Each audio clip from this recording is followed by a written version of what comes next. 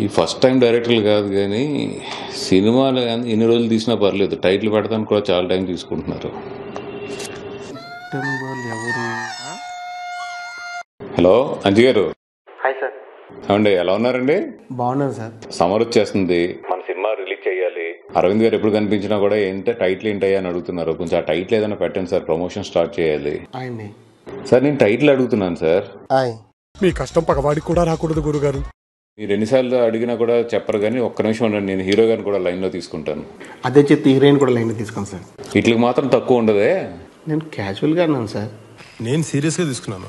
Heroine కూడా తీసుకోవాలంటే ఇప్పుడు టైటిల్ చెప్పబోయి ఈరోజు నీ సంగతి చెప్తా.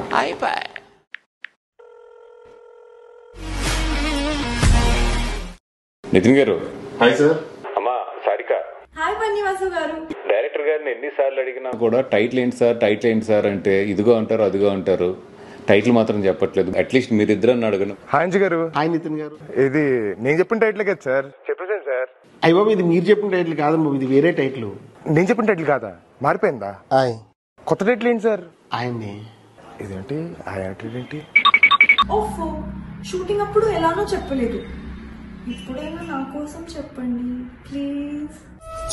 ఏం అడిగిందండి కదా. వీడి వాసనతో చెప్పేస్తాడు ఈయన. ఆల్రెడీ చెప్పేశానండి నేను.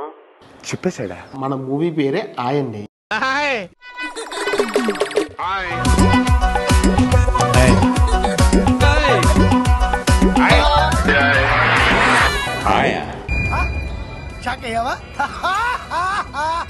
ఈ 2 అక్షరాలకి నన్ను 2 సంవత్సరాలు వెయిట్ చేయించేవయ్యా నువ్వు. అంటే అది చేయించావు కానీ మంచి టైటిల్ పెట్టు. థ్యాంక్స్ అండి. సూపర్ హిట్ టైటిల్ ఇది, సమ్మర్ లో కుమ్మేద్దాం. హాయ్. హాయ్.